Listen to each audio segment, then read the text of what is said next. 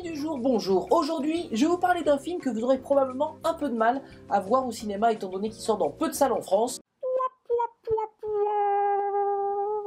Alors à moins de vivre à Paris où on va avoir de la chance, ça va être difficile, mais rien ne doit arrêter la critique. Savez-vous que grâce à Internet, vous pouvez avoir accès à des films que votre salle de cinéma ne vous présente pas? Je dis ça, je dis rien. On peut passer à la critique. Chronique. Générique.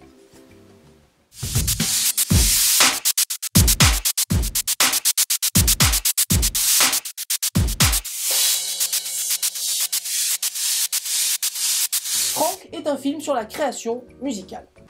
Children building castles in the sand in my town. Children.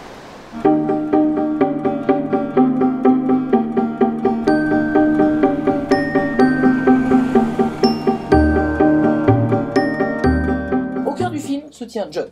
Claviériste, il est notre personnage introducteur, c'est-à-dire que c'est lui qui sera notre guide au travers de cet univers que nous allons découvrir. John essaye de sortir de son cocon créatif dans lequel il est maintenant bloqué. Il se retrouve engagé dans un groupe de musique avec un chanteur, Frank. Seul problème, Frank a la grosse tête.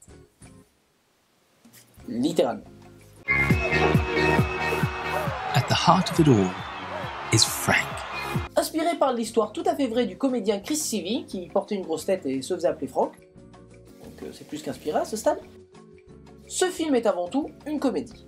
L'évolution du groupe qui essaie de construire un album sous l'influence de son chanteur presque gourou donne un effet de secte qui maintiendra un sourire aux lèvres du spectateur pendant au moins la première demi-heure. C'est généralement à ce moment-là que ce genre de film laisse tomber son scénario au profit d'une histoire d'amour ou d'une mort improbable finalement morale. Pourquoi pas? Ce n'est pas le cas ici. How to describe Frank? Mostly, he seems friendly, though sometimes a little intense. Au lieu de ça, la seconde partie du film se tient sur son point fort, les personnages. Comme je l'ai dit beaucoup de fois, c'est toujours l'histoire qui fait vendre, mais c'est les personnages qui tiennent un film. En restant avec eux, on ouvre ainsi une autre dimension plus sociale et réaliste, mais qui reste dans la continuité de la première partie du film. L'évolution de l'histoire évitant les clichés poncifs du genre, nous restons embarqués avec les héros jusqu'au bout de l'aventure.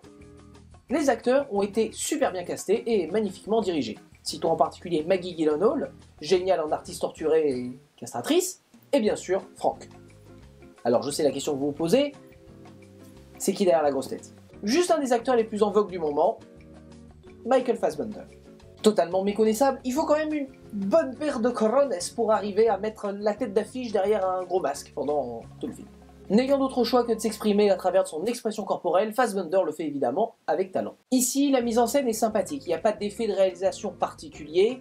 Disons que le metteur en scène s'en tient à ce qu'il sait faire, ce qui est tout à fait acceptable quand on a un scénario solide, comme c'est le cas ici. Frank est un film indépendant, une comédie avec des morceaux de drame dedans, c'est une œuvre agréable, bien ficelée, maîtrisée. Est-ce que je vous la conseille?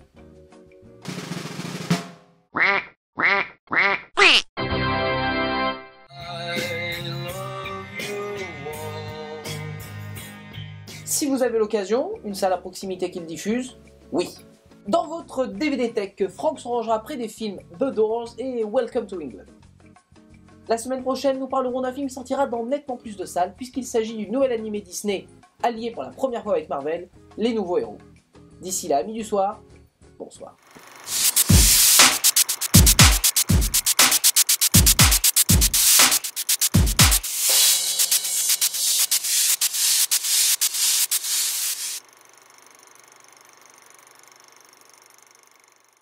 C'est une œuvre contrôlée, maîtrisée, synonyme, synonyme, synonyme.